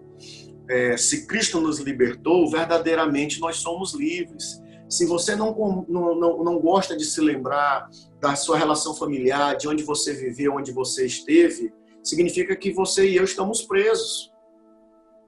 Nós estamos detidos. Então, Jesus aqui está me dizendo que o Pai, Ele faz, eu vejo, eu ando no que Ele diz, mas nós temos que ter o passado resolvido. O passado não pode nos condenar. O passado não pode nos destruir. Sabe aquela força das imagens que você luta para apagar? Veja bem, Deus vai arrancar o peso da dor, mas as lembranças ali, o mal que aconteceu, eu e você, amado, isto vai ser um instrumento para glorificar o Senhor. Pastor, o que o senhor está dizendo? Ora, preste atenção numa coisa. Você lembra, por exemplo, do Gadareno? O cara tinha legiões de demônios. Lembra da história dos demônios indo para os porcos precipitados? Veja bem, quando ele diz assim, Jesus, agora eu quero andar contigo, eu quero ir para as outras nações, eu quero ser um missionário, eu quero estar contigo pregando para cima e para baixo. Jesus disse para ele, ô meu cidadão, seguinte, vai lá para a tua cidade, para a tua família e fala lá o que Deus fez por ti. Sabe o que quer dizer isso? Muitas vezes pastores estão nos púlpitos, homens de Deus estão cheios, entre aspas, do Espírito Santo, mas não convencem na sua própria casa. Ou seja, Jesus estava dizendo para ele, para que para ele se movimentar em outras circunstâncias, ele tinha que ter a reconciliação no seu lar, ele tinha que dar testemunho de vida no seu próprio ambiente familiar. O que dirá, por exemplo, a mulher samaritana? Ela deu testemunho, sabe como? Ela bebeu da água que é Jesus, ela foi avisar aos homens, lembra? 5 homens tiveste, o que tens não é teu. E o 7º perfeito, Jesus ali, o noivo, estava lá com ele. O que aconteceu ali? Ela não entrou no seminário, ela não fez a conferência Águias e Leões, ela não fez teologia, ela fez, sabe o quê? Uma limpeza de consciência, o seu passado foi perdoado. Áreas da sua vida que toda a cidade sabia, olha aquela rameira, aquela mulher que pegou o marido de fulano e ciclano, que ela tem, inclusive nem é o dela. Sabe para onde ela vai testemunhar? Ela não vai testemunhar fora do seu contexto e dos lugares traumáticos. Muito pelo contrário, ela vai no cerne da questão. E hoje a igreja perdeu a força de testemunhar porque não lida com o cerne da questão, com suas próprias dores. E aí nós não temos autoridade, oramos línguas, temos visões, mas o que realmente precisa acontecer não resolve. Então veja, ela vai e diz assim, ei, vinde um homem que disse tudo quanto eu tenho feito. Olha como ela testemunha. Gente, boa, é o seguinte, teve um cara aqui que chegou e com raio-x disse toda a desgraça da minha vida e eu tive que concordar. Agora é o seguinte, homens da cidade lá de Samaria, vocês agora não vão mais se deitar comigo. Está fechado para balanço. Agora eu sou o templo do Espírito Santo aqui. Eu sou de Jesus e não abro. Então, eu estou dizendo a vocês que eu não preciso mais de uma muleta emocional, eu não preciso de um homem, porque o marido fiel, Jesus, chegou na parada e resolveu a minha vida. Então eu quero liberar vocês. E mais do que isso, venham conhecer o amor da minha vida. Lá vem eles. E eles ficam tão impressionados com o testemunho da mulher que eles vão. E quando eles olham Jesus, o que eles dizem? Jesus, fica conosco aqui mais 2 dias, cara, porque tu é fantástico. Então eles dizem para a mulher, mulher, não é mais pelo que você falou, não é mais pelo que você disse, mas agora é porque nós cremos, Ele é o Senhor. Presta atenção numa coisa. Quando nós nos movemos no governo do Pai, um filho gera outros filhos para o Pai. Quando verdadeiramente o nosso passado foi lavado no sangue do Cordeiro, é isso que as nações precisam ouvir. As nações não precisam ouvir pregações. As nações não precisam ouvir eu ministrando isso aqui como eu estou pregando para você agora. A pregação é para mim e para você agora, para nossa edificação, ser arraigado na palavra. Mas a pregação que o mundo está querendo ver é o seu testemunho. E não há testemunho quando você tem só discurso, quando você tem retórica, quando você tem só o logos, mas não tem rema. Quando você e eu não temos a vida, o que as pessoas estão esperando é: quem você era, cara? Me fala aí, como é que você veio para Jesus? Cara, a mulher samaritana, eu era uma rameira, doido. Eu era uma vassoura. E eu lidava, eu arrastava a multidão. Eu tinha muitos machos na minha fila, na minha conta. E você, cara, eu era fumador de maconha, eu cheirava cocaína, eu era uma desgraça. Eu batia no meu pai, eu fazia não sei o quê. E você, cara, eu fui abusado e me tornei um abusador. E você, digo, rapaz, olha, eu tinha problemas mentais, eu tinha angústia, eu tinha isso, aquilo, outro. Você tá entendendo? Testemunhar. O mundo, meu amado, não está desejoso de letra. O mundo está desejoso de testemunha. Ser-me-eis minhas testemunhas. Antes de eu e você queremos ser apóstolo, profeta, mestre, evangelista, pastores, pelo amor de Deus, acorda. Nós precisamos ser testemunhas. Quem vai ganhar o mundo não são os nossos títulos, não é a nossa carga de unção e a nossa função eclesiástica, não. O que vai ganhar almas é a capacidade que eu tenho de dizer, olha, isto aqui ó, é uma marca, eu me arrebentei todo, eu me quebrei todo, tá aqui a marca, ó, esse aqui é meu passado, ó, essa aqui é a minha desgraça, mas Deus botou bálsamo e restaurou. Estou dando um exemplo aqui, uma analogia desse corte que eu tenho, o braço quebrado, 32 pontos, fratura exposta e fratura exposta. Você tem que dizer o que você quebrou, qual foi a realidade da tua vida. Então isto vai trazer realmente as almas para o Senhor. E esse é um problema. que nós precisamos realmente admitir. Nós amamos a nossa religião, nós amamos a nossa estrutura. Sabe como é a gente convida as pessoas para verem Jesus? Cara, vamos lá. O apóstolo Anselmo está ministrando a palavra. Vamos lá na nossa igreja, vamos lá no prédio, que a igreja somos nós. O que a gente teria que dizer é: ei, vinde ver de um homem que disse tudo quanto eu tenho feito. Escuta aqui, ó, eu era isso, isso, isso, e Jesus me libertou. Tá ligado? É isso. Esse é o problema. O pai continua operando, mas nós, os seus filhos, estamos muito presos à nossa liturgia, à nossa estrutura, à nossa formalidade, à nossa religiosidade. Nós estamos muito presos ao orgulho, à rejeição. Nós estamos presos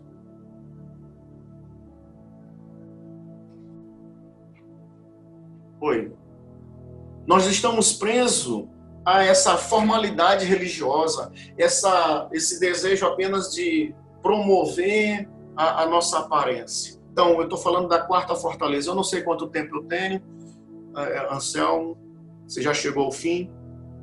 Se eu já não estou tomando tempo de mais alguém? Então, veja, segundo aspecto falando, toma o teu leito significa te inclina, pega o teu leito. Eu vou pegar o meu leito, mas isso aqui é uma tralha, isso aqui é um trapo de imundície? Mas enfrenta o seu passado. Vamos enfrentar o passado à luz do Senhor. Deus está tocando o seu coração nessa manhã. Deus está ministrando ao seu espírito que Jesus, o nosso libertador, quebre as cadeias que nos envolvem do nosso passado. Que a gente realmente possa deixá-lo exprimir as nossas dores, as nossas feridas, porque ele é o bálsamo de Gileade. E o terceiro aspecto, pastor, que é isso aí. Olha, ele tocou o corpo, ele tocou a alma. Ele estimulou o enfermo há 38 anos de encarar o seu passado, encarar suas relações. Em outras palavras, ele estava dizendo o seguinte: olha, você está dessa maneira, se feriram, te pegaram aí, fizeram o que não deveria, mas veja bem, assuma a responsabilidade hoje para que você tenha um futuro maravilhoso. Deus está chamando a igreja a assumir responsabilidade com os seus próprios passos, com as suas próprias decisões, com as suas próprias escolhas. Deus está nos chamando a encarar o nosso passado. Isso fala da nossa alma. Terceiro, fala de quê? Fala do mover do Espírito. Porque, veja, ele se levantou físico. Ele pegou a sua tralha no seu leito, colocou no seu ombro, por assim dizer. E o terceiro comando foi: agora anda. Eu vou andar, mas quando eu andar, as pessoas vão me recriminar, elas vão se lembrar de quem realmente eu era. Sim, com certeza. Qual o problema? Qual o problema de você glorificar o meu nome? Escute, sabe o que é glorificar o nome do Senhor? Diga para as pessoas como era a sua vida, de que desgraça você veio e como a graça do Senhor superabundou sobre a minha vida e sobre a sua. É isso que Jesus está dizendo. Ele agora está qualificando, condicionando a igreja a dar testemunho verdadeiro, irrefutável. Entendeu? Contra fatos não há argumento.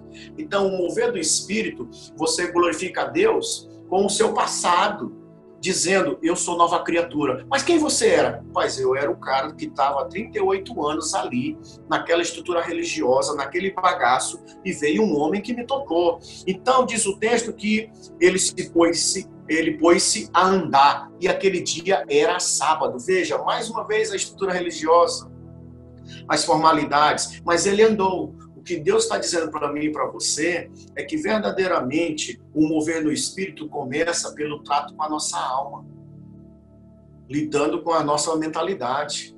E aí ele segue: por isso disseram os judeus ao que fora curado: hoje é sábado, não é lícito carregar o leito. Ao que ele respondeu: o mesmo que me curou me disse: toma o teu leito e anda. Olha que coisa surpreendente. Se você está anotando, nós falamos de 4 fortalezas dos 5 pavilhões: religiosidade, idolatria, orgulho e rejeição. Vamos finalizar com o 5º pavilhão. Perguntaram-lhe eles: quem é o homem que disse: toma o teu leito e anda?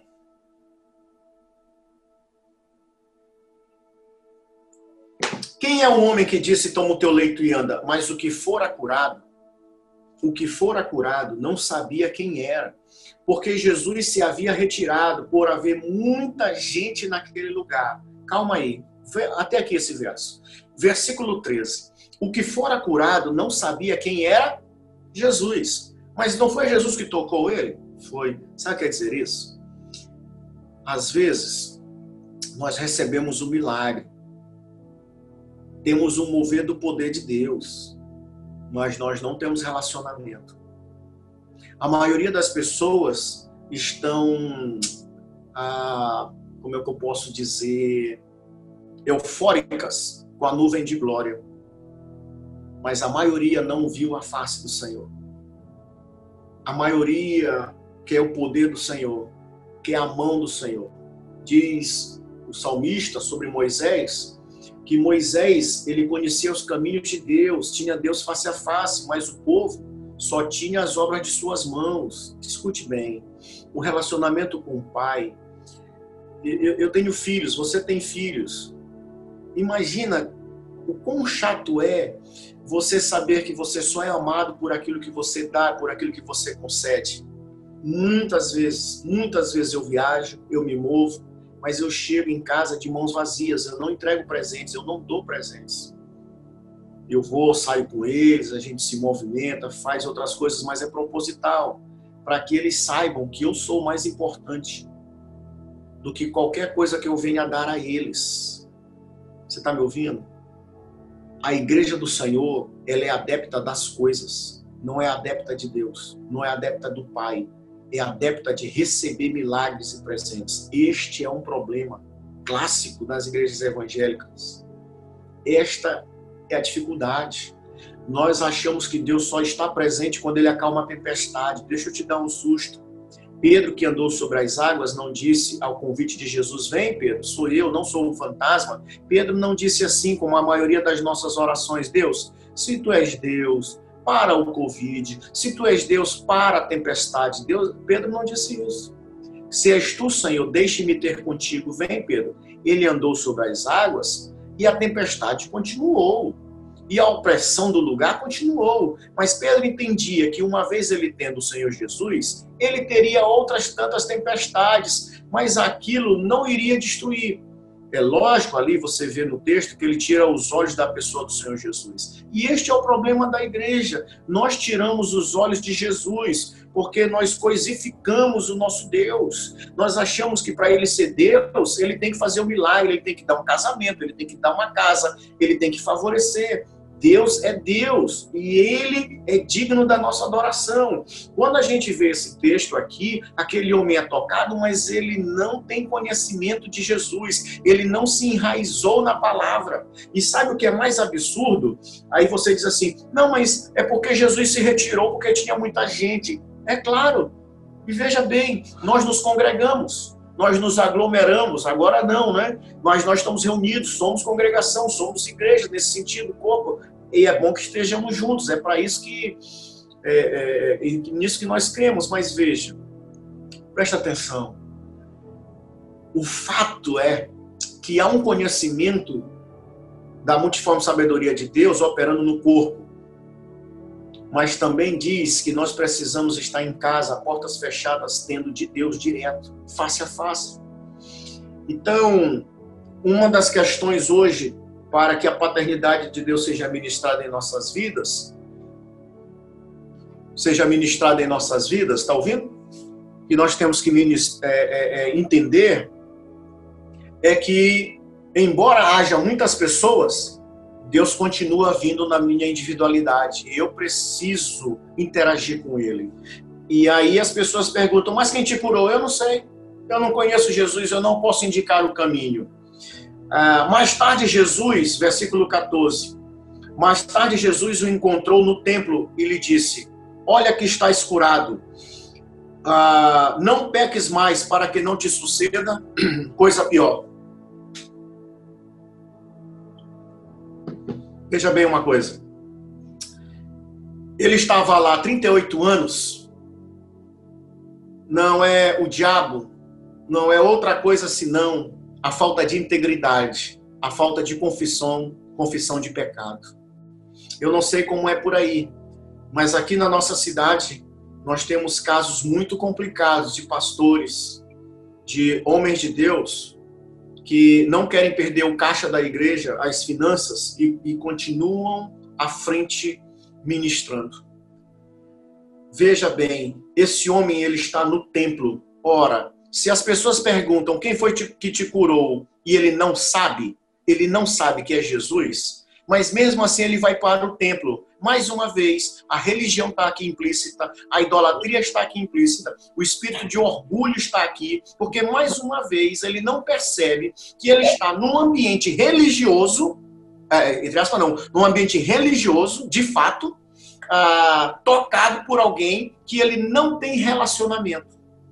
Mas ele ama o ambiente, porque aquele ambiente é saudável para ele gosta das pessoas, ele está no templo. E assim a casa do Senhor, entre aspas, está amarrotada de gente que não conhece Jesus, ama os milagres, querem continuamente ver um anjo tocando, querem ser tocados, mas não querem comunhão com Jesus. E aí, diz a palavra que Jesus o encontra no templo. Aonde ele está? No templo. Ele está no prédio. Ele está de volta à religião. Curado, sim, 38 anos. Mas veja, por que Jesus o repreende? Olha que já estás curado. Tu já foste curado.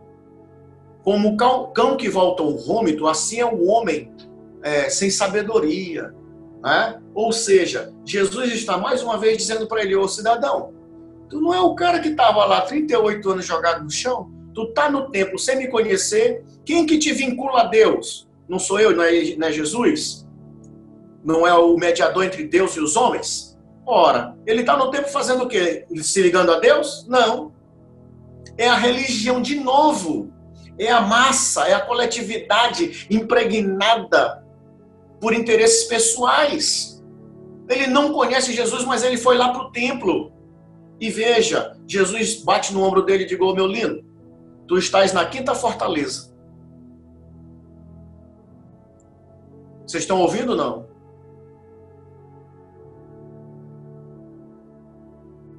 Ok, maravilha. Você está na quinta fortaleza. Qual é a quinta fortaleza? A fortaleza que Adão e Eva habitavam. Qual foi a fortaleza que Adão e Eva habitaram? Eles foram colocados no Jardim do Éden, lugar da presença de Deus no original, colocados na presença de Deus. Mas eles tocaram o conhecimento do bem e do mal, a articulação, o raciocínio, a razão, a lógica deles. E eles se esconderam. Ok? E eles se esconderam ali atrás daquela árvore. E eu quero lembrar que o senhor daquela árvore ali era a serpente, era o Satanás, o enganador, aquele que transmitia o engano, e que Eva comeu, assim também Adão. Seus olhos foram abertos, né? E a sua nudez foi ali exposta, e eles se cobriram com folhas. E veja bem uma coisa, esse homem vai para o templo, e sim, meu amado, presta atenção numa coisa, eu me pergunto, meu Deus, no Jardim do Éden, como é que Satanás teve acesso? Sabe o que quer dizer isso? Você pode frequentar um ambiente maravilhoso, você pode ter pessoas maravilhosas, mas se eu e você insistimos em acobertar as nossas faltas, a cobertura, o quinto pavilhão é o pai da mentira. O quinto pavilhão é o próprio Satanás, que faz com que eu e você venhamos a esconder quem realmente nós somos. E sim, meu amado, na congregação, lá no prédio, a ação do maligno, ela é real. Quando nós não somos transparentes, quando nós não lidamos com as nossas mazelas, Satanás está lá. Você pode estar no templo, mas debaixo da cobertura do espírito de engano. que condiciona a minha vida e a sua, da gente não querer mudanças, da gente não querer melhorar, não querermos ser melhores hoje do que fomos ontem. O padrão é Cristo, não são as pessoas. Nós precisamos, como Paulo, Filipenses capítulo 3, nos fala, por muitas vezes, advertidamente vos falei, que estando em nosso meio, não são dos nossos, porque o Deus dele é o ventre, só se preocupa com as coisas terrenas, só lida com as coisas da carne. Paulo diz, não julgo ter alcançado a perfeição, mas eu prossigo para o prêmio da soberana vocação em Cristo Jesus, esquecendo-me das coisas que para trás ficam, eu prossigo. Veja, amado, Paulo diz, inclusive, eu sou o principal dos pecadores. Davi diz, Senhor, purifica-me como sopo, arranca aquilo que o Senhor não plantou na minha vida. Todos os dias, amado, nós precisamos pedir a luz do Senhor. Nós temos muitos problemas, nós competimos uns com os outros, nós brigamos por espaço, nós brigamos por lugares. Nós temos muitas inquietações, muitas angústias, muitos traumas no passado. Nós não queremos lidar no momento aqui, no presente, até mesmo com familiares. Nós queremos fazer boas ações aos outros, sermos bons nas ruas, mas em nossas casas, em nossos lares, nós não conseguimos tratar uns com os outros. E esse texto ressalta essa questão, olha, você já está curado, amigo. Não peques mais. Não peques mais para que não te suceda coisa pior. Ou seja, presta atenção numa coisa. Quem botou a ele naquela enrascada e fez ele permanecer 38 anos, não foram as feridas de rejeição, não foram os ataques dos homens, o abandono dos homens. Não, pastor, mas tudo isso aconteceu. Aconteceu comigo, aconteceu com você, vai acontecer com nossos filhos, vai acontecer com todos. Vai acontecer. Mas o que não pode acontecer é a gente não admitir essas dores, essas fragilidades e ficar por isso mesmo. E botar a culpa nos outros daquilo que nós não somos hoje. Veja, nós temos que ter responsabilidade em andar com Deus, em ser fortalecidos nele. Você lembra de homens como José? Sim, aqueles homens ferraram a vida dele. E aqueles homens eram seus próprios irmãos. É verdade. Falamos de Mefibosete, é verdade, aquela que devia cuidar dele, a babá, feriu ele, talvez a sua lhe abusou.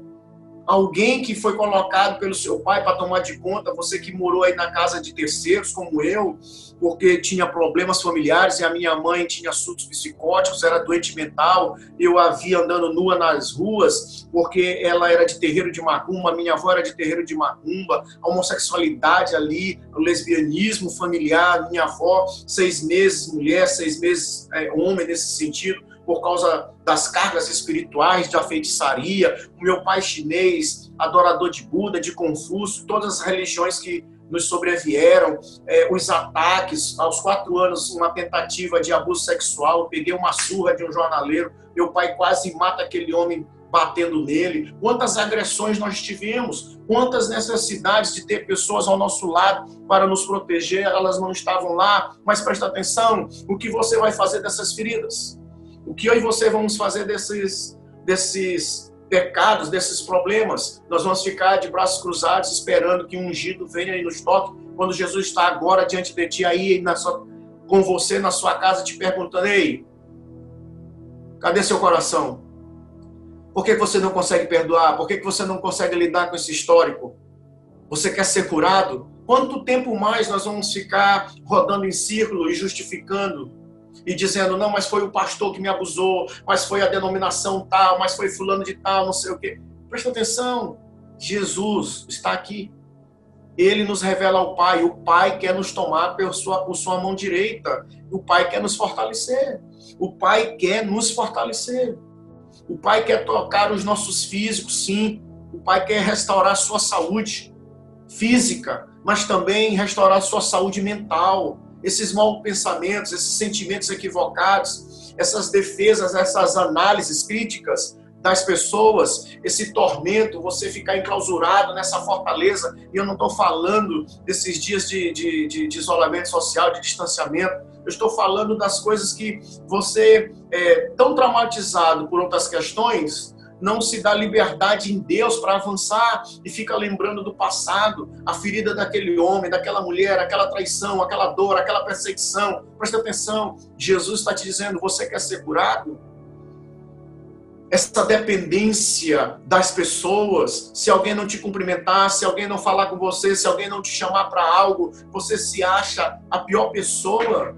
Isso não existe, amigo. Deus Pai, ele diz em Tiago capítulo 1, versículo 18, pela palavra da verdade, ele nos gerou como que primícias das suas criaturas. Você diz, pastor, mas o senhor não conhece o meu passado, é atormentador, passei por muitas coisas. Leia o Salmo 139, ali Davi está em depressão, porque um homem que diz, se eu tomar as asas da alva, lá tu estás, se eu fizer a minha cama no mais profundo abismo, lá tu também estás. Né? Para onde me ausentarei do teu espírito, para onde fugirei da tua face? O que ele está dizendo? Ele pensou em tirar para fora. Se ele diz, eu vou fazer a minha cama no mais profundo abismo, o que ele está dizendo? No Seol. Ele está dizendo, rapaz, eu vou atentar contra mim. Então, nessa manhã, nessa tarde, todo espírito de medo, toda obra de angústia contra a sua vida, começa a perder a força agora em nome de Jesus. Glória a Deus. Que palavra abençoada, né, querido? Então, como eu te falei antes, esse tempo de ministração está sendo muito alinhador e a gente quer te agradecer, viu, pela tua companhia, sua audiência, e em nome de Jesus, que você tenha sido muito abençoado. Mas antes de fechar esse programa, a gente quer encorajar você a se inscrever no canal, você dá um clique aqui no sininho, viu? E você vai receber todas as nossas notificações e toda novidade você vai poder acessar. Deus abençoe, te dê uma semana de vitória e até a próxima semana em mais um momento de intercessão e movimento. I Move Pray, esse é o lugar do intercessor. Shalom.